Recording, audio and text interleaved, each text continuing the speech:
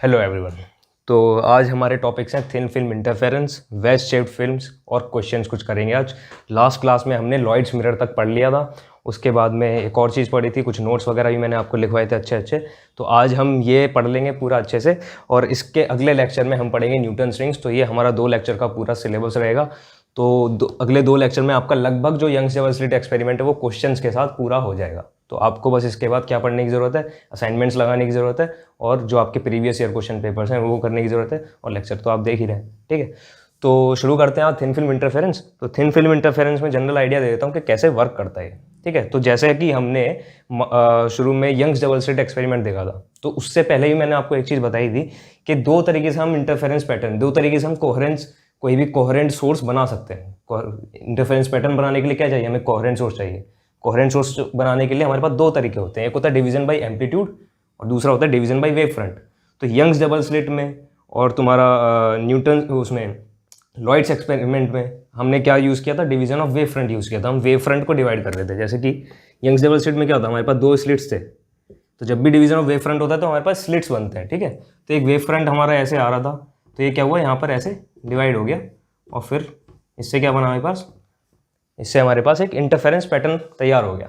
ठीक, तो यहाँ पर क्या हुआ, डिवीजन ऑफ वेव फ्रंट। तो ऐसे ही हमारा दूसरा तरीका होता है डिवीजन ऑफ एम्पलीट्यूड का। ठीक, डिवीजन ऑफ एम्पलीट्यूड में होता है कि कोई भी रे हमारा आया, ठीक, वो किसी इंटरफेस पर स्ट्राइक किया, थोड़ा रिफ्लेक्ट हुआ और थोड़ा रिफ्रैक्ट हो गया। ठीक, कोई भी एम्पलीट्यूड आया हमारा और वो 2 एम्पलीट्यूड्स में टूट गया, A1 एंड A2। अच्छा, तो होता क्या है, अगर ये रेयर मीडियम है और ये डेंसर मीडियम है, तो जो लाइट रे आया है वो क्या करेगा, हमने पिछली क्लास में भी देखा था, लॉयड्स मिरर में देखा था कि जब भी रेयर टू डेंसर जाएगा या फिर रिफ्लेक्शन होगा हमारा रेयर टू डेंसर में, तो क्या होगा, एक पाई का फेस चेंज आएगा। पाई का फेस चेंज आ जाता है। ठीक, रिफ्लेक्टेड लाइट में, किसमें, रिफ्लेक्टेड लाइट में एक पाई का फेस चेंज आएगा। रिफ्रैक्टेड लाइट में कुछ नहीं होगा, सिर्फ रिफ्लेक्टेड में पाई का चेंज आएगा। तो पाई का चेंज मतलब कि λ/2 का पाथ डिफरेंस हमारा क्रिएट हो जाएगा। ठीक है, तो λ/2 का पाथ डिफरेंस क्रिएट हो गया। अच्छा, अगर मेरा यहाँ पर भी एक मीडियम हो नीचे ऐसे इंटरफेस, ये पहला इंटरफेस है, इंटरफेस, और ये दूसरा इंटरफेस है। ठीक है, ये पहला मीडियम है, कुछ उसका रिफ्रैक्टिव इंडेक्स μ1, इसका अंदर वाले का μ2, इसके तीसरे वाले का μ3 मान लिया कुछ। ठीक है, और ये फ्री डेंसर है और ये मोर डेंसर है, अगर ऐसा कुछ है तो दोबारा यहाँ क्या हो जाएगा, यहाँ पर ऐसे रिफ्लेक्शन होगा और ये एक आगे ऐसे निकल जाएगा, रे निकल जाएगा। ठीक है, तो यहाँ पर भी दोबारा क्या होगा, पाई का फेस चेंज हो जाएगा। लेकिन अगर ये दोबारा इससे क्या है, रेयर है, अगर ये आपका रेयर है तो क्या होगा, यहाँ पाई का फेस चेंज नहीं होगा। तो क्या होता है, हमेशा रिफ्लेक्टेड लाइट में फेस चेंज होता है, और कब होता है, जब रेयर से डेंसर में जा रही होगी। कभी भी हम रिफ्रैक्टेड लाइट में फेस चेंज नहीं लेंगे। ठीक, तो आगे बढ़ते हैं।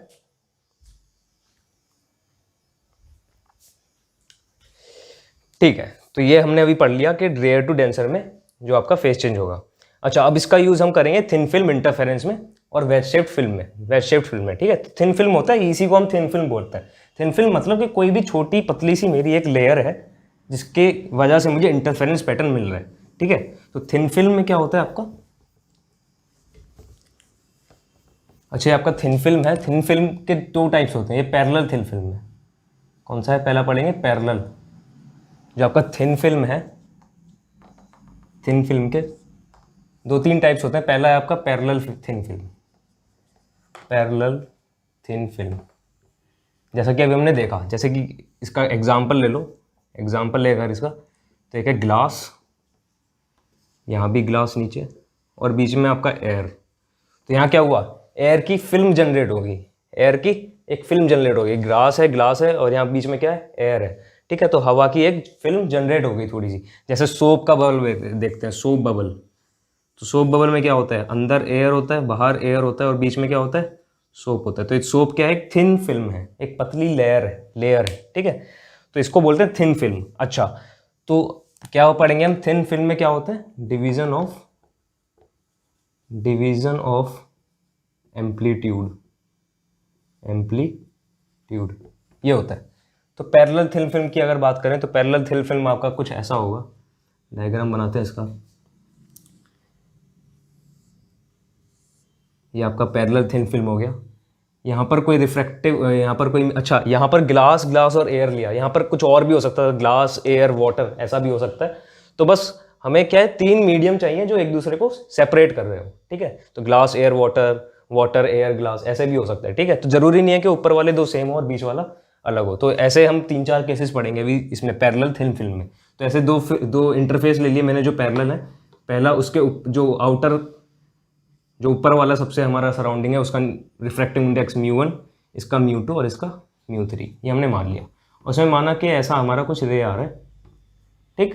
तो ये नॉर्मल मैं इसका बना देता हूँ और ऐसे मेरा कुछ जनरल मान लेते हैं, कुछ भी ऐसे रे मेरा जो है ऐसे बाहर चला गया, ये रिफ्लेक्ट हुआ और ये फिर ऐसे बाहर चला गया और यहाँ से ये रिफ्लेक्ट हुआ और ये बाहर एक पैरेलल लाइट आ गया, ठीक। तो इसको मैं बोलूँगा इंसिडेंट रे। ये है मेरा इंसिडेंट रे, ये है मेरा एंगल ऑफ इंसिडेंस। तो एंगल ऑफ इंसिडेंस और एंगल ऑफ रिफ्लेक्शन दोनों सेम होता है, ठीक। ये है मेरा एंगल ऑफ रिफ्रैक्शन, तो ये भी मेरा हो गया angle of refraction small r, ठीक। ये मेरा नॉर्मल है, डॉट डॉट वाली लाइन क्या है, नॉर्मल है। ऐसे ये है तो ये भी क्या हो जाएगा, आई हो जाएगा, ठीक। ओके, तो जैसा कि हमने देखा रेयर से डेंसर जाने में क्या होता है, पाई का फेज चेंज आता है, वही हम यूज़ करेंगे। 3-4 केसेस पढ़ते हैं अब इसके क्या होता है इसमें। तो पहला केस देखिए, अच्छा पहले देखिए कि इसको मैंने मान लेता हूँ, इसको मैंने मान लिया पॉइंट ए, इसको मैंने मान लिया पॉइंट बी, इसको सी।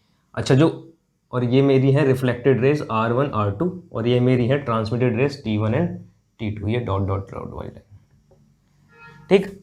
R1 R2 T1 T2 reflected and transmitted raise. तो होता क्या है, हम ये रिफ्लेक्टेड रे से भी इंटरफेरेंस बना सकते हैं और ट्रांसमिटेड रे से भी इंटरफेरेंस पैटर्न बना सकते हैं। 2 तरीके के पैटर्न हम बना सकते हैं, दोनों देखेंगे क्या होता है। तो रिफ्लेक्टेड रेज की अगर मैं बात करता हूँ तो पहला के, अच्छा ठीक है।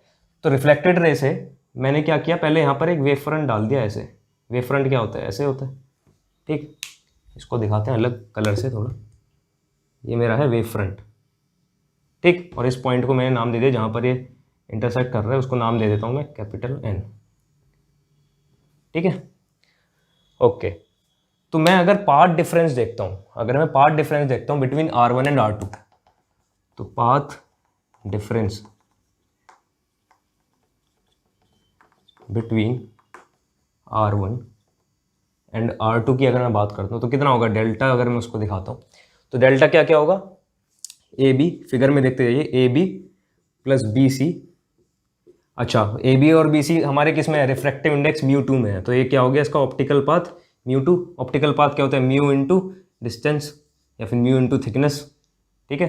ये ऑप्टिकल पाथ होता है। तो μ2 इंटू जितना पाथ उसने रे ने ट्रैवल किया, तो इतना पाथ ट्रैवल किया होगा, माइनस बाहर वाला कितना है μ1 इंटू AN, ठीक। μ1 इंटू AN। अच्छा ये तो खाली आपका कितना है, ये ऑप्टिकल पाथ से, ये ऑप्टिकल पाथ डिफरेंस आ गया। प्लस हमारा कुछ वो भी पार्ट डिफरेंस आएगा जो ये रिफ्लेक्शन की वजह से, जो फेज डिफरेंस आया उसकी वजह से जो पार्ट डिफरेंस आ रहा है। रेयर से डेंसर में रिफ्लेक्शन होगा तो पाई λ/2 का यहाँ पर पार्ट डिफरेंस आ जाएगा। अगर यहाँ रेयर है और यहाँ डेंसर है तो यहाँ λ/2 का पार्ट डिफरेंस आ जाएगा। तो उस चीज़ को भी कंसिडर करना है, ठीक है। तो वो चीज़ देखते हैं कैसे कैसे होगी। अच्छा तो मान लो पहला केस ले लेते हैं हम। पहला केस ये कितना है हमारी, ये ऑप्टिकल पार्ट डिफरेंस है। अभी पहला केस है जब मेरा μ1 इज इक्वल्स टू μ3 है, जब मेरा दोनों तरफ क्या है, सेम मीडियम है, एंड μ1 इज लेस देन μ2। मतलब कि μ1 क्या है, रेयर है, और μ2 क्या है, डेंसर है। ये रेयर है और ये डेंसर है। तो मतलब मेरा रेयर से डेंसर में लाइट जा रहा है, ठीक है। तो मेरा eight point A there is a path difference of λ/2। तो एक्स्ट्रा पार्ट डिफरेंस कितना हो गया भाई, यहाँ पर पॉइंट ए पर। अब जब मेरा रेयर से डेंसर में जा रहा है तो ए वाला रे क्या करेगा, λ/2 का पार्ट डिफरेंस खुद का जनरेट कर लेगा एक, ठीक है। तो टोटल पार्ट डिफरेंस कितना हो गया, दिस इंप्लाइज डेल्टा कितना हो गया, μ2 AB plus BC minus μ1 AN minus λ/2, ठीक। ये आ गया। अब जब हम इसको पूरा मैथमेटिकली सॉल्व करते हैं तो आपको ये मैथमेटिक्स में जाने की कोई ज़रूरत नहीं है, ठीक है, इतना आपको डेराइवेशन नहीं करना है, आपको सिंपली ये याद रखना है कि ये जो होगा आपका ये होगा 2μ2, याद रखना है 2μ2 इंटू कॉस आर, ठीक, 2μ2 कॉस आर, और इसका जो थिकनेस है t, इसका थिकनेस अगर मैं t दिया हुआ है तो 2μ2 कॉस आर या फिर 2μ2 t कॉस आर माइनस λ/2, मतलब इतना जो पोर्शन है आपका, इसको आप यहाँ भी लिख सकते हैं, ये होता है 2μ2 t इंटू कॉस आर, ये आपका ऑप्टिकल पार्ट डिफरेंस आता है। तो साथ में अगर मैं λ/2 का पार्ट डिफरेंस और दे रहा हूँ तो कितना हो गया 2μ2 t कॉस आर माइनस λ/2, ये आपका टोटल पार्ट डिफरेंस हो गया, ठीक। इसी में देखिए आप फॉर मैक्सिमा और मिनिमम हम कैसे निकालते हैं, ठीक है, मैक्सिमा मिनिमम कैसे निकालेंगे। तो फॉर मैक्सिमा देखते हैं पहले, फॉर मैक्सिमा, तो मैक्सिमा के लिए क्या होता है, पार्ट डिफरेंस हमारा एन लैम्डा के इक्वल होता है, delta equals to n lambda, ठीक, ये होता है, कोई दिक्कत नहीं है, delta equals to n lambda, इसमें अगर हम डाल देंगे तो हमारा क्या जाएगा 2μt cos r equals to 2n+1/2 into lambda, 2μ2t cos r equals to 2n+1 half lambda. तो ये हमारा मैक्सिमा आ गया। ऐसी मिनिमा के लिए क्या जाएगा मेरा, फॉर मिनिमा क्या जाएगा, डेल्टा इक्वल्स टू आपका डेल्टा कितना होता है 2n+1 हाफ इंटू लैम्डा। तो इसको अगर मैं सिंप्लीफाई करूँगा जब, तो 2μt cos r is equals to क्या जाएगा इस केस में, आपका जाएगा ये एन लैम्डा। तो मतलब जो आपने यंग्स डबल स्लिट में देखा था उससे थोड़ा सा उल्टा आ रहा है, इधर यंग्स डबल स्लिट में एन लैम्डा किसके लिए आता था, मैक्सिमा के लिए, और ये मिनिमा के लिए आता था, तो थोड़ा उल्टा आ रहा है किस केस में, पहले केस में जब हमारा क्या है रेयर से डेंसर में जा रहा है, तो यहाँ पर रेयर है, डेंसर है, फिर दोबारा आपका रेयर है, तब ऐसा है, ठीक है। अब आगे चलते हैं, जब आपका कंडीशन में चेंज कर दूँ, मैंने क्या किया, कंडीशन थोड़ा आपका चेंज कर दिया, केस 2।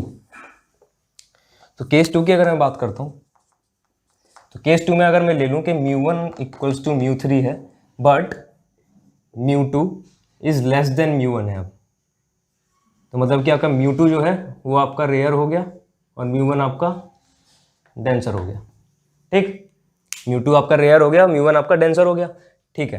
तो इस केस में क्या हो जाएगा भाई, एट पॉइंट ए अगर मैं फिर से देखता हूँ तो ये डेंसर है, ये रेयर है, तो डेंसर से रेयर में जा रहा है, ठीक, और ये दोबारा आपका क्या है, डेंसर है, तो ये आपका डेंस हो गया, ये रेयर हो गया, और ये आपका दोबारा डेंस हो गया, ठीक है। तो डेंसर में रेयर जब जा रहा है, डेंसर से रेयर में जा रहा है, तो ए पर कोई पार्ट डिफरेंस नहीं आएगा, लेकिन जब रेयर से डेंसर में जा रहा है तो यहाँ पर एक पार्ट डिफरेंस आ जाएगा, ठीक है।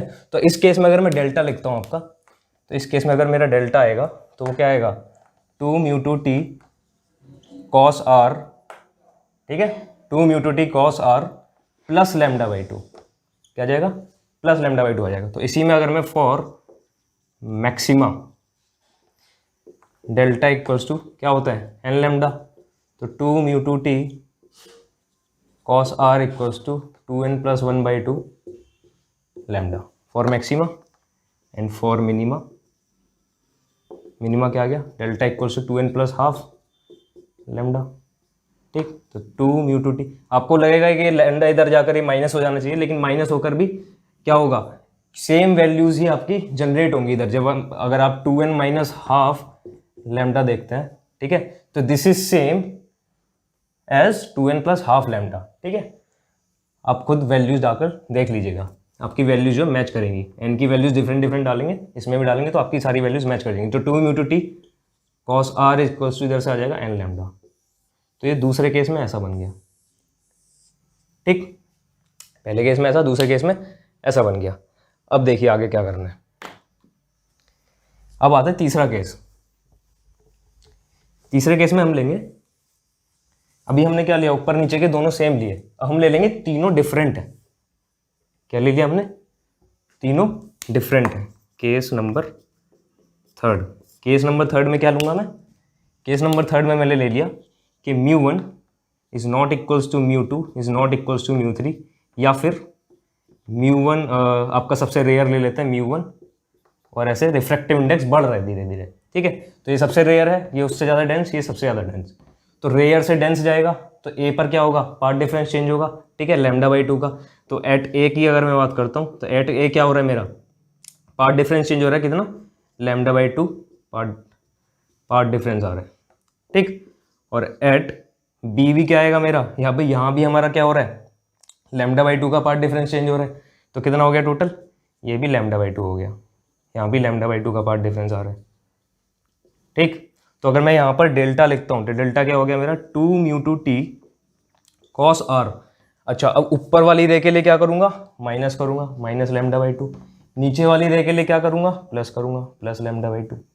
ठीक, तो ये कितना हो गया मेरा, मतलब ओवरऑल कोई पार्ट डिफरेंस चेंज नहीं हुआ, 2μ2t cos r ही रहा।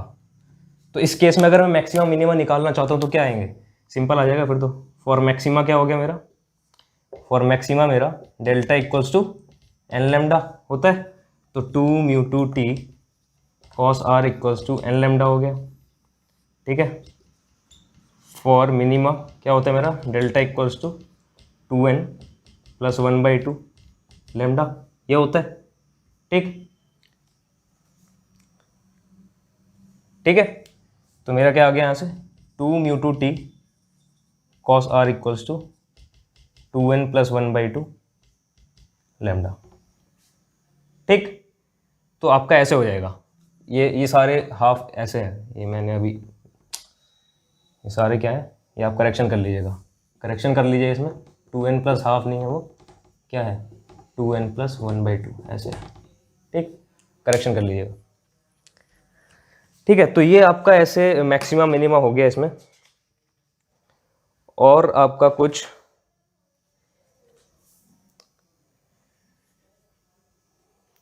तो आपका फोर्थ केस देखते हैं अब इसमें। तो फोर्थ केस क्या होगा ये देखते हैं। ठीक है, फोर्थ केस में क्या होगा, अगर मैं रिफ्रैक्टिव इंडेक्स लगातार घटाता जा रहा हूँ, तो रिफ्रैक्टिव इंडेक्स मैं घटाता जा रहा हूँ, तो क्या होगा, केस फोर्थ। तो इसमें मेरा क्या है, μ1 μ2 μ3 तीनों अनइक्वल है इसी में, लेकिन अब मैं क्या कर रहा हूँ, μ1 is greater than μ2 is greater than μ3। ठीक, तो μ1 मेरा सबसे डेंस, फिर ये थोड़ा रेयर और ये सबसे रेयर हो गया, तो डेंसर से रेयर में जा रहा है, तो कोई पार्ट डिफरेंस नहीं होगा। फिर यहाँ से भी यहाँ पर कोई पार्ट डिफरेंस नहीं होगा, तो यहाँ पर कुछ नहीं होगा, सिंपल यही आपके कोई नो पार्ट डिफरेंस आएगा, नो एक्स्ट्रा पाथ डिफरेंस, कोई पार्ट डिफरेंस एक्स्ट्रा आपका नहीं बनेगा इसमें। तो टोटल आपका जो मैक्सिमा मिनिमा आएंगे क्या आएगा, मैक्सिमा आपका क्या हो जाएगा, 2μ2t cos r equals to n lambda, और मिनिमा क्या हो जाएगा, 2μ2t cos r equals to 2n plus 1 lambda by 2। ठीक, ये हो जाएगा। ओके, तो अब आगे केस फोर्थ आपका हो गया। इसके बाद चलते हैं कि नॉर्मल इंसिडेंस क्या होता है। किसकी बात करते हैं, नॉर्मल इंसिडेंस की। अभी मैंने किसी एंगल पर डाला लाइट को, अब जो आपके जनरल क्वेश्चंस आएंगे ना, वो आपके जनरली आते हैं जब नॉर्मल इंसिडेंस हो रहा होगा। ठीक है, तो उसी से रिलेटेड क्वेश्चन आते हैं। अब पढ़ते हैं नॉर्मल इंसिडेंस। तो नॉर्मल इंसिडेंस मतलब कि आई आपका जीरो है, नॉर्मल इंसिडेंस। ठीक, मतलब कि आई जीरो है, तो आई जीरो है तो स्नेल्स लॉ के अकॉर्डिंग आर भी मेरा जीरो हो गया। स्नेल्स लॉ आपको सबको पता होगा, sine i by sine r equals to refractive index, relative refractive index. ठीक, तो ये मेरा अगर केस होगा i equals to zero, r equals to zero, तो मेरा जो आपका क्या हो जाएगा इस केस में, कि आपकी जो लाइट है वो सीधी आ रही है। ठीक है, तो सीधी आ रही है तो सीधी निकल जाएगी। ठीक, अब मान लो ये डेंस है या फिर रेयर है, जो भी है, और ये रेयर है और ये डेंस है, ऐसा अगर मैं मान लूँ, मान लिया एक ग्लास है यहाँ पर मेरा, ग्लास, यहाँ पर एयर और यहाँ ग्लास। तो आपका जो पहला केस था शायद ये वो वाला केस है। ठीक है, तो देखेंगे इसमें क्या होगा, तो यहाँ से रिफ्लेक्ट भी करेगा कुछ लाइट और ये यहाँ से रिफ्लेक्ट करेगा, और ये दोनों रिफ्लेक्टेड लाइट्स क्या है, ये दो रिफ्लेक्टेड लाइट हो गई ना, एक जो ऊपर से किया और एक जो नीचे से किया, एक ट्रांसमिटेड हो गया है। ठीक, तो ये रिफ्लेक्टेड लाइट जो है ये आपस में इंटरफेयर करेंगी, तो आई इक्वल्स टू जीरो है, आर इक्वल्स टू जीरो है मेरे पास, तो मेरा जो डेल्टा आ गया मेरा डेल्टा। अच्छा, ये डेंसर से रेयर में जा रहा है, तो डेंसर से रेयर में क्या होगा, कोई पार्ट डिफरेंस नहीं होगा, लेकिन रेयर से डेंसर में जो हो जाएगा तो पार्ट डिफरेंस मेरा कुछ आएगा। ठीक है, तो डेल्टा मेरा जो मेरा जो ओरिजिनल फॉर्मूला है वो क्या है, 2μ2t cos r मैक्सिमा के लिए, इस केस में मैक्सिमा के लिए जो है मेरा 2n plus 1 into lambda by 2। ठीक, और 2μ2t cos r ये किसके लिए, मैक्सिमा के लिए, और मिनिमा के लिए क्या है, 2μ2t cos r equals to n lambda. ठीक, 2μ2t cos r equals to n lambda, तो ये मेरा है। अच्छा, अब देखिए इसमें क्या किया, i equals to zero, r equals to zero, तो आर इक्वल्स टू जीरो अगर मैं डाल दूँ तो मेरा मैक्सिमा क्या हो गया, if r equals to zero, तो मैक्सिमा क्या हो गया मेरा, two mu two t equals to 2n+1 λ/2 और मिनिमा क्या हो गया, 2μ2t equals to n lambda. ठीक है, तो ये मेरा क्या हो गया, नॉर्मल इंसिडेंस के लिए मेरा ये हो गया। अच्छा, अब देखते हैं कि अब ये तो है मेरे पास, अगर मेरा जो ये थिकनेस है, ये जो थिकनेस है t, ठीक, इफ थिकनेस इज नियरली 0, मतलब अगर मैं थिकनेस जो है बहुत कम है, if thickness t is nearly 0, tending to 0 है, तो अब यहां देखिए, अगर मेरा थिकनेस टेंडिंग टू 0 है, ठीक है, तो यहां से अगर मैक्सिमा की बात करता हूं तो मैक्सिमा क्या आ गया मेरा, 2n+1 λ/2 इक्वल टू 0 टाइप आ गया, ऐसा मैं लिख सकता हूं। ठीक, तो यहां से अगर मैं देखूं तो यहां से तो मेरा सीधा लैम्डा इक्वल टू 0 आ गया, क्योंकि ये चीज़ तो मेरी कभी 0 है ही नहीं, ये चीज़ मेरी 0 नहीं है, तो लैम्डा क्या हो गया मेरा, 0 हो गया उस केस में। ठीक, जब लैम्डा 0 हो गया तो मैं बोल सकता हूँ कि जब थिकनेस मेरा 0 होगा तो मेरा मैक्सिमा नहीं बनेगा, क्या बनेगा, मेरा मिनिमा बनेगा। जब मेरा थिकनेस 0 हो गया तो क्या बनेगा, मेरा मिनिमा बनेगा। अच्छा, मिनिमा के लिए क्या होता है, मिनिमा के लिए जब थिकनेस में 0 डालूंगा तो क्या हो गया, n लैम्डा इक्वल टू 0। ठीक, तो ये n equal to 0 for all lambda, मतलब सारे लैम्डास के लिए क्या बनेगा, मेरा मिनिमा बनेगा। ठीक, तो ये चीज़ आप नोट कर लीजिएगा, इसको स्पेशल में डाल दीजिएगा, ये क्या है, स्पेशल है। मिनिमम में क्या हो जाएगा आपका, n equal to 0 for all lambda, मतलब सारे क्या बनेंगे आपके, मिनिमास बनेंगे, मैक्सिमा नहीं बनेंगे, क्योंकि लैम्डा 0 हो गया ना। ठीक है, तो इसका तो कोई मतलब ही नहीं बनता, इसका तो कोई मतलब ही नहीं बनता, इसका मतलब बनता है n equal to 0 for all lambda. यहाँ पर लैम्डा 0 क्यों हुआ, क्योंकि ये चीज़ आपकी 0 नहीं हो सकती, 2n+1 इज नॉट 0, तो इसको 0 होना पड़ेगा। ठीक है, तो यह नोट कर लीजिए। अच्छा, इस जो ये आपका थिन फिल्म है, इसमें जो फ्रिंजेस बनेंगी आपकी किस टाइप की बनेंगी, होमोजेनस, होमोजेनस मतलब आपकी यूनिफॉर्म फ्रिंजेस बनेंगी। कैसी बनेंगी, लिख लीजिए इसको, uniformly distributed fringes are formed, uniformly distributed होंगी वो स्पेस में, डिस्ट्रीब्यूटेड फ्रिंजेस आर फॉर्म्ड। ठीक है भाई, तो यही है बस, इसमें और कुछ नहीं है। अच्छा, एक और चीज़ बता देते हैं, अब मैंने बताया था कि रिफ्लेक्टेड से भी इंटरफेरेंस बना सकते हैं और ट्रांसमिटेड से भी बना सकते हैं, तो भैया रिफ्लेक्टेड से तो हमने देख लिया, ट्रांसमिटेड से हमें और देखने की जरूरत नहीं है। जो ट्रांसमिटेड का होता है, इसमें लिख लीजिए, for transmitted rays maxima and minima are just opposite to maxima and minima for reflected rays, reflected rays। तो मतलब कि ये हुआ कि ट्रांसमिटेड रेज के लिए अगर मुझे देखना है तो मेरे को रिफ्लेक्टेड रेज के लिए तो पता ही है, तो मैं रिफ्लेक्टेड रेज वाले फॉर्मूला का जस्ट उल्टा, मतलब कि मिनिमा का जो हो जाएगा वो मैक्सिमा हो जाएगा और मैक्सिमा का जो हो जाएगा मिनिमा। ठीक है, तो मैक्सिमा अगर मुझे रिफ्लेक्टेड रेज का पता है तो वहां पर क्या बन रहा होगा ट्रांसमिटेड के लिए, मिनिमा, और मिनिमा अगर रिफ्लेक्टेड रेज का पता है तो वहां पर ट्रांसमिटेड के लिए क्या हो जाएगा, मैक्सिमा हो जाएगा। ठीक है, तो हर केस में ये हो जाएगा। जैसे अगर किसी का जो आपका 2μ2t cos r equal to 2n+1 λ/2 आ रहा है, पहला केस अगर देखेंगे तो उसमें क्या है, वो आपका मैक्सिमा के लिए, तो ट्रांसमिटेड के लिए वो क्या हो जाएगा, मिनिमा के लिए। ठीक, ओके, तो ये आपका हो गया क्या, थिन फिल्म इंटरफेरेंस। इसके बाद में चलते हैं हम वेज शेप्ड पर, और उसके बाद में चलेंगे कहाँ, क्वेश्चंस पर, जो कि आपका मोस्ट इंपॉर्टेंट चीज़ है, क्वेश्चंस। क्वेश्चन लगाते रहिएगा, थ्योरी भी कम पढ़ेंगे तो चल जाएगा शायद। ठीक है, तो वेज शेप्ड, जैम में अगर आपका थ्योरी भी कम पढ़ते हैं ना तो आपका चल जाता है, लेकिन आपका जो टिफर या फिर IISc बैंगलोर, इन सब में आपको थ्योरी चाहिए होता है, क्योंकि वहाँ इंटरव्यू होता है, जैम में नहीं होता। ठीक, जेस्ट में भी आपका क्या होता है, इंटरव्यू होता है। तो वेज शेप्ड अगर देखते हैं तो वेज शेप्ड का मतलब है अनइक्वल थिकनेस, अनइक्वल थिकनेस। जैसे कि अभी हमने क्या देखा, प्लेन का देखा था, तो पूरा हर जगह थिकनेस क्या था, T थिकनेस था, हर जगह थिकनेस T था। लेकिन वेज शेप्ड में क्या हो जाएगा, थिकनेस आपका जो है वेरी करेगा। देखिए कैसे, ये आपका मान लो प्लेन सरफेस है और मैंने ऐसे कोई इंक्लाइंड मान लिया, ये थीटा मान लिया, ठीक। ऐसे मैंने एक वेज टाइप का मान लिया, ठीक। यहाँ पर कोई आपका मीडियम, इसको मान लो μ1 और इसको मान लो आप μ2, उसको दोबारा μ1, ठीक है। इसका अच्छा, अब ये भी चीज़ देख लीजिए कि डेल्टा जो हमारा आया था उसमें, मतलब जो आपका पार्ट डिफरेंस जो भी आपका मैक्सिमा मिनिमा बन रहे थे 2 म्यूटिटी कॉस आर, ठीक है, इक्वल्स टू जो भी है, वो किस पर डिपेंड कर रहा है, सिर्फ बीच वाले रिफ्रैक्टिव इंडेक्स पर डिपेंड कर रहा है। मतलब आपका सराउंडिंग में क्या है इससे उसको कोई फर्क नहीं पड़ता, ठीक है।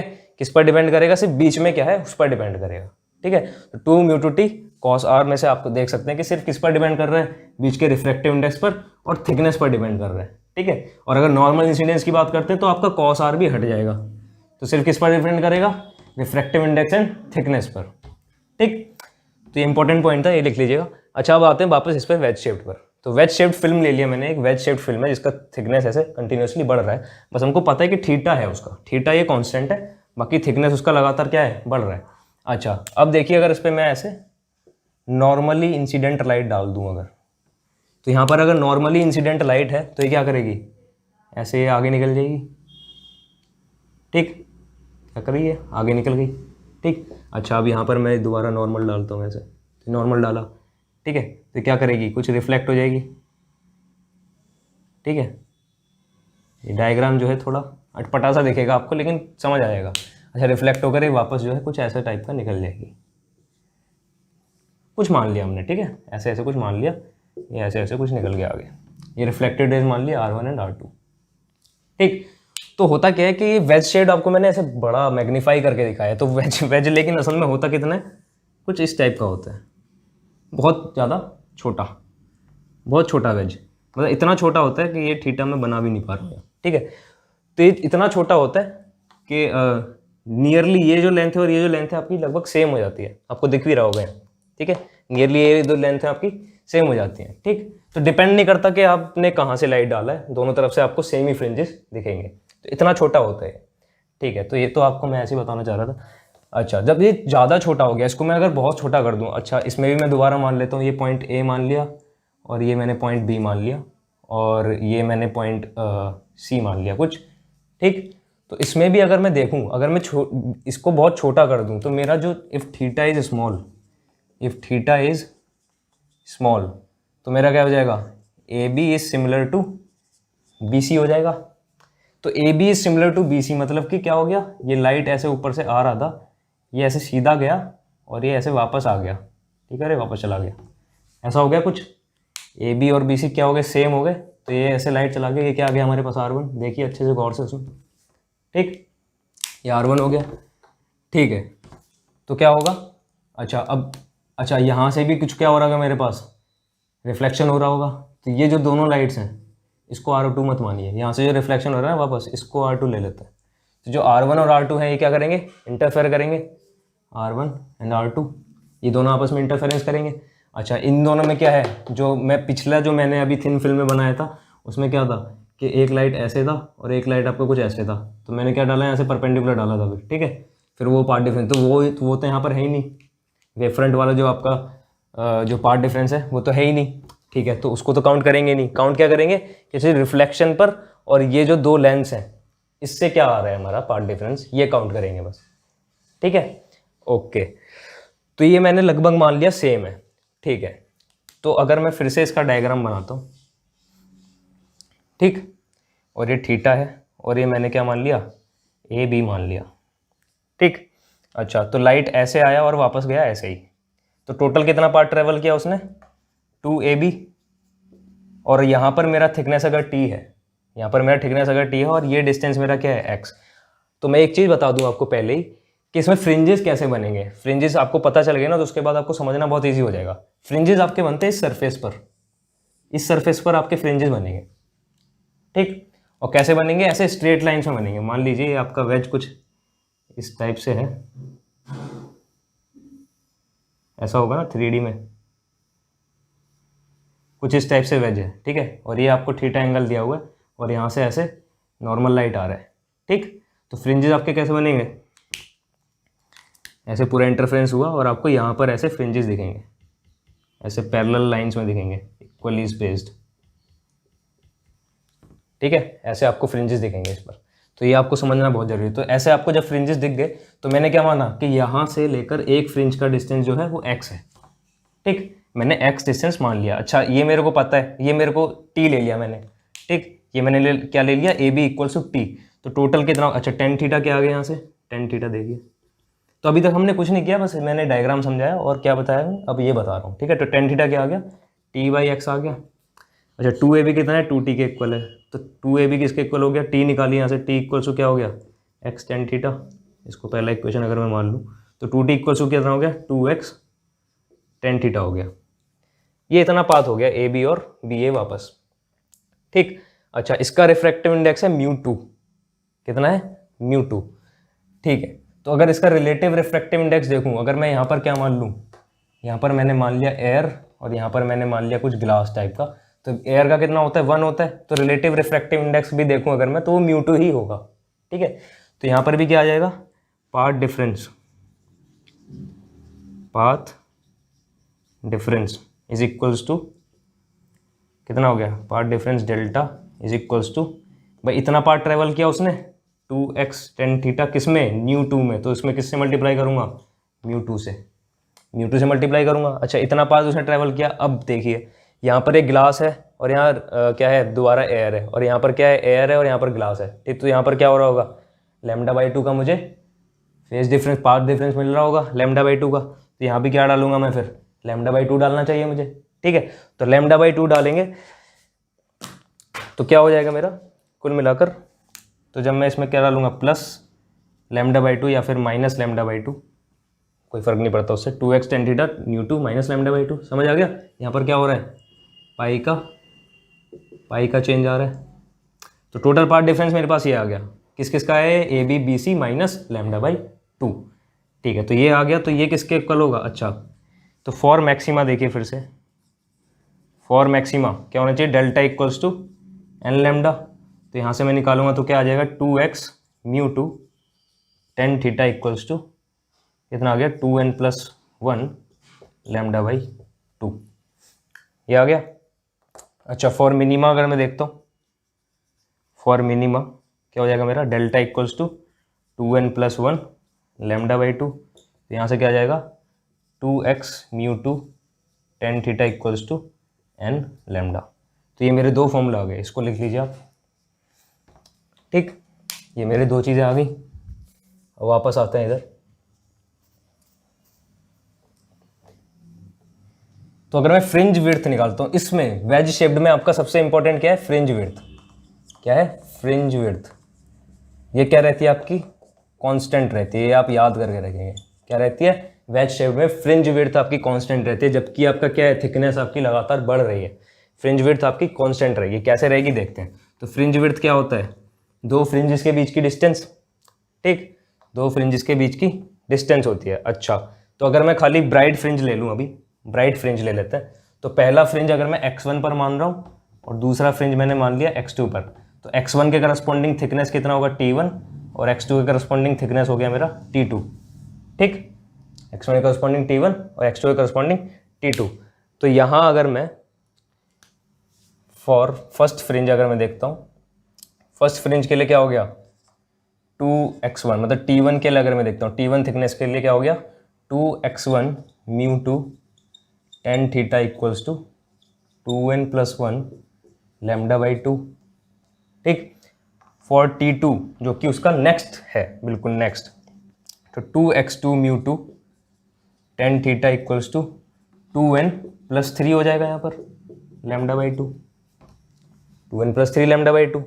तो मेरा टोटल कितना आ गया, टोटल मतलब डिफरेंस इसका अगर निकालता हूँ मैं, सब्ट्रैक्ट कर दो इनको, तो ये आ गया 2x2 - x1, इन दोनों क्या किया, सब्ट्रैक्ट कर दिया, 2x2 - x1 μ2 tan theta equals to lambda. तो यहाँ से मेरा x2 - x1 जो कि क्या है मेरा फ्रिंज विड्थ है, x2 - x1 कितना आ गया, λ/2 μ2 टेन थीटा, और मैंने क्या माना हुआ है, थीटा मेरा स्मॉल है, तो ये क्या हो गया, λ/2 μ2 थीटा। थीटा क्या है मेरा स्मॉल, तो फ्रिंज विड्थ आ गया मेरा, ये है बीटा।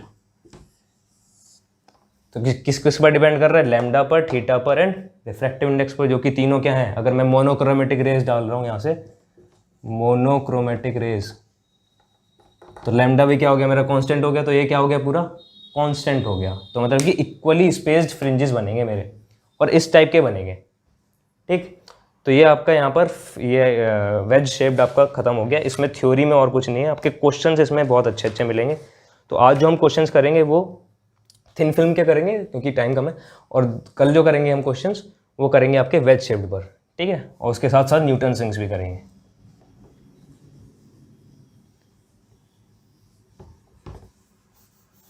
तो पहला क्वेश्चन देखिए, लिख लीजिए, a tanker spills some kerosene oil in the sea, a tanker leaks या फिर spills kerosene oil into the sea creating a layer of the oil, ठीक है। एंड द रिफ्रैक्टिव इंडेक्स दिया हुआ है केरोसिन ऑयल का इज n इक्वल्स टू 1.2 या फिर μ2 पहला क्वेश्चन है, तो μ2 दिया हुआ है आपको 1.2 केरोसिन ऑयल का रिफ्रैक्टिव इंडेक्स, ठीक। तो क्या बोल रहे हैं कि टैंकर ने वो समुद्र में गिरा दिया, देखा होगा आपने, टैंकर क्या होते हैं, स्पिल कर देते हैं उनको, शिप्स पर जो रहते हैं टैंकर्स। तो ऐसे समुद्र पर क्या है, ये सी है आपका, सी लेवल, और इस पर क्या है, एक ऐसे ऑयल का लेयर जनरेट हो गया, ठीक। और यहाँ पर क्या है, वाटर है, ऊपर क्या है, एयर है, ठीक है। यहाँ बीच में क्या हो गया, ऑयल हो गया, तो आपका थिन फिल्म टाइप का बन गया। अब क्वेश्चन देखिए क्या है, if you are scuba diving, मतलब आप क्या कर रहे हैं, इस पानी के अंदर स्क्यूबा डाइविंग कर रहे हैं, पानी के अंदर है, तैराकी कर रहे हैं, directly under this oil region, ठीक है। इस ऑयल के जस्ट नीचे हैं आप, इस ऑयल के जस्ट नीचे, ऐसे आपकी आंख जो है वो ऐसे कुछ ऊपर की तरफ देख रही है, ठीक, ऐसे ऊपर की तरफ देख रहे हैं आप। तो बोल रहे for which wavelength of the visible light is the transmitted intensity strongest. तो बोल रहे हैं कि जैसे सन है ना ऊपर, तो सन से क्या हो रहा होगा, ऐसे विजिबल लाइट आ रहा होगा, ठीक है, और ये आपको ऐसे रिफ्रैक्टेड वगैरह होकर ये आपकी आंखों पर पड़ रहा होगा। तो हम क्या मान लेंगे, सन ऐसे बहुत दूर है, तो क्या मान लेंगे यहाँ पर, नॉर्मल इंसिडेंस, और जबकि हम क्या हैं, बिल्कुल नीचे है ना उसके, तो नॉर्मल इंसिडेंस मान सकते हैं, ठीक है। अच्छा, ये क्या है, आपके ऊपर ट्रांसमिटेड रेज डल रही हैं, जो हमने T1 और T2 माना था, ट्रांसमिटेड रेज आपके ऊपर डल रही हैं। अच्छा, ऑयल का आपको दिया हुआ है 1.2, और एयर का होता है क्या, ये आपका हो गया μ1, ये μ2 और ये μ3। तो μ1 कितना है 1, और μ3 कितना है, वाटर का होता है आपका 4/3 होता है शायद, ठीक है, 4/3, ठीक है। और थिकनेस आपको दिया हुआ है, थिकनेस जो है ऑयल का, this is T is equals to 460 nanometres, ठीक है, 460 नैनोमीटर। तो नॉर्मल इंसिडेंस है, तो हम क्या लगाएंगे, नॉर्मल इंसिडेंस के लिए 2μ2T इक्वल्स टू 2n+1 λ/2। अच्छा, ये किसके लिए है, ये आपने देखा होगा, ग्लास एयर ग्लास, इस टाइप की कंडीशन के लिए है। यहाँ पर क्या हो रहा है ये देखना बहुत ज़रूरी है, इसको आप मिटा दीजिए। क्वेश्चन को डील कैसे करना है ये मैं आपको बताता हूँ। तो आपको एयर दिया हुआ है, ऑयल दिया हुआ है और वाटर दिया हुआ है।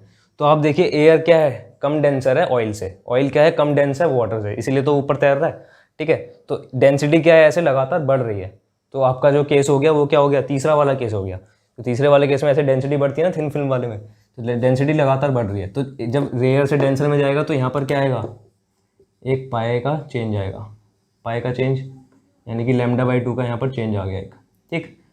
और जब यहाँ पर भी क्या आएगा, एक λ/2 का चेंज आएगा, ठीक।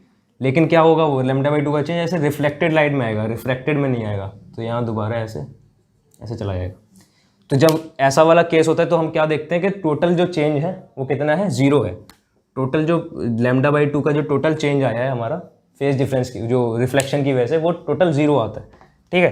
तो इस केस में क्या हो जाता है हमारा डेल्टा मैक्सिमा, क्या हो जाता है, मैक्सिमा हो जाता है आपका 2μ2 into T equals to n λ normal incidence के लिए, और मिनिमा हो जाता है आपका 2μ2T equals to 2n+1 into λ/2, ठीक है। कोई दिक्कत नहीं होनी चाहिए इसमें। अब देखिए क्या होता है।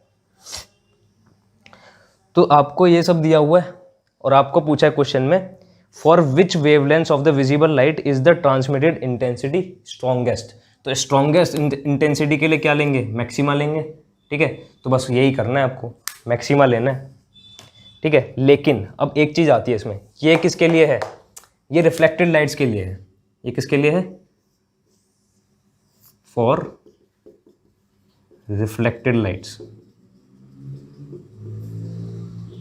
ठीक, लेकिन आपको क्या लेना है, ट्रांसमिटेड के लिए लेना है। T1 T2 इसलिए लिखा ना पहले ही। तो क्या लेंगे हम, ये मैक्सिमा मिनिमा किस में कन्वर्ट हो जाएंगे, मैक्सिमा हो गया, ये रिफ्लेक्टेड के लिए है। फॉर ट्रांसमिटेड क्या हो गया, मैक्सिमा हो गया 2 mu two t equals to 2n+1 λ/2। ऐसी मिनिमा हो गया आपका 2 म्यू टू टी 2n या फिर n लैम्डा। ठीक, ये किसके लिए है आपका, ये आपका फॉर ट्रांसमिटेड। तो ये चीज़ आपको ध्यान रखनी है कि आप कौन सी रेस को देख रहे हैं, कौन सी रेस को आप ऑब्जर्व कर रहे हैं। तो यहाँ आपको ट्रांसमिटेड रेस ऑब्जर्व कर रहे हैं, तो यहाँ ट्रांसमिटेड रेस के लिए ही लगाएंगे। ठीक है, तो मैक्सिमा आप ये वाला यूज़ करेंगे। तो मैक्सिमा जब मैं ये वाला यूज़ करूँगा तो इसमें क्या हो गया मेरा 2 म्यू टू टी इक्वल्स, अच्छा 2 म्यू टू कितना दिया हुआ है मेरे को, म्यू टू इज़ 1.2, थिकनेस दिया हुआ है मेरे को 460 नैनोमीटर्स इंटू 2n+1 λ/2।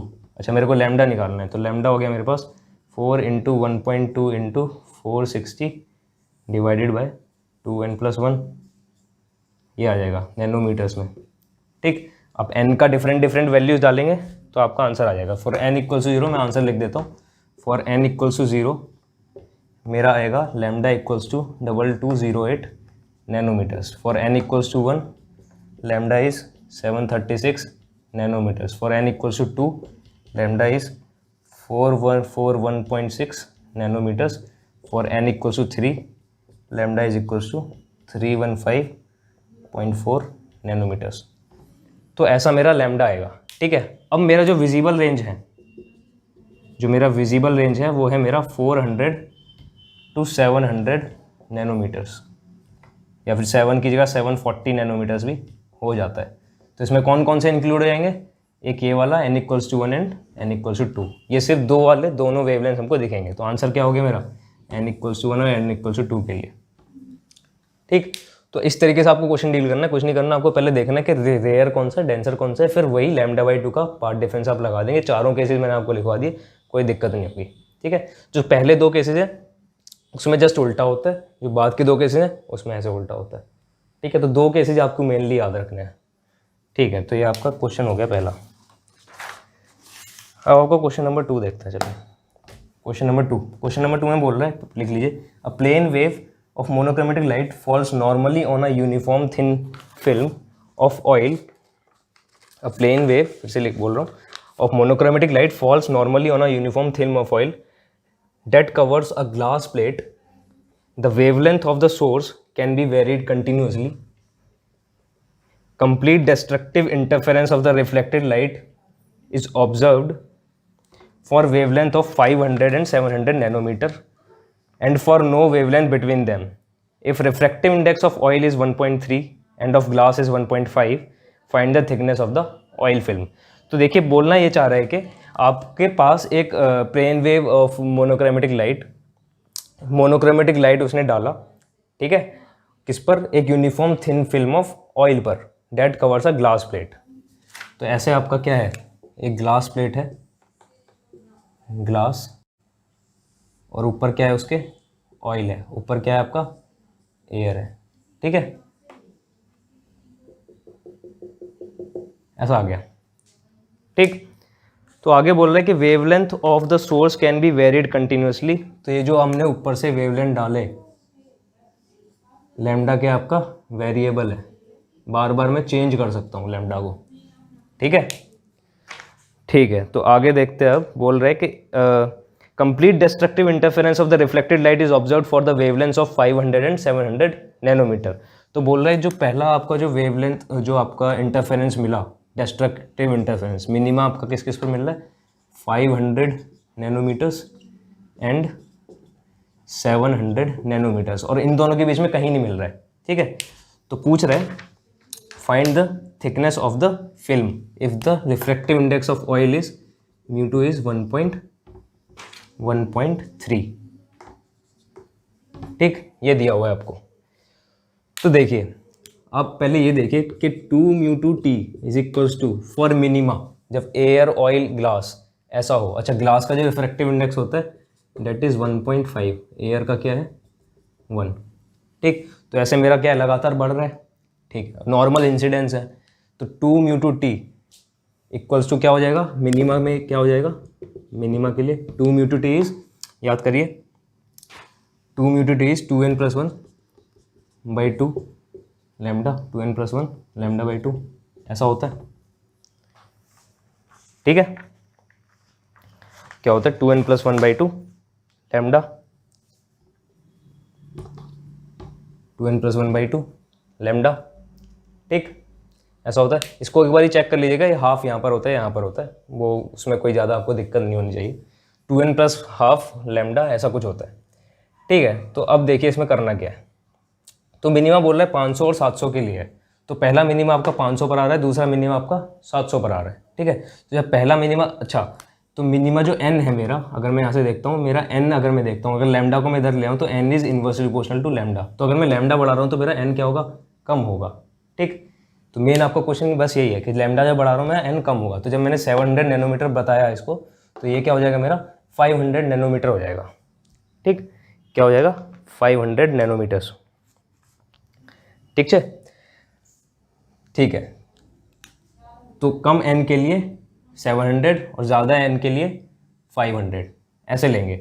तो जब पहला मिनिमा है, पहला मिनिमा मान लो मेरा n पर आ रहा है, तो दूसरा मिनिमा किस पर आएगा 2n+3/2 इस पर आएगा। ठीक है, तो पहले के लिए λ1 के लिए अगर मैं लिखता हूँ तो उसमें क्या हो गया 2μ/T is equals to 2n+½ lambda, ये हो गया किसके लिए λ1।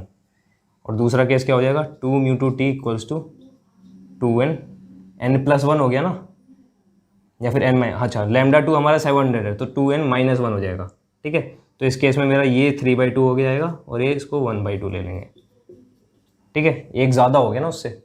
ठीक है, तो ऐसे करना है और सिर्फ इसका रेशो ले लो आप, 2μ/T ये रेशो ले लेंगे तो λ1/λ2 क्या आ जाएगा मेरे पास 2n+1/2 एंड 2n+3/2 ये आ जाएगा। तो λ1 λ2 आपको दिया है, तो ये क्या हो गया 5/7 के इक्वल। तो यहाँ से अगर मैं n निकालता हूँ तो मेरा कुछ भी जो n आएगा वो आप निकाल कर देखिएगा। और जो मेरा आपका जो थिकनेस आना चाहिए तो वो n में इसमें डाल दूंगा। न्यू2 आपको पता है, λ1 आपको तो पता है, n पता चल जाएगा, थिकनेस मेरा आ जाएगा 673 नैनोमीटर्स। ठीक, तो ऐसे करना है।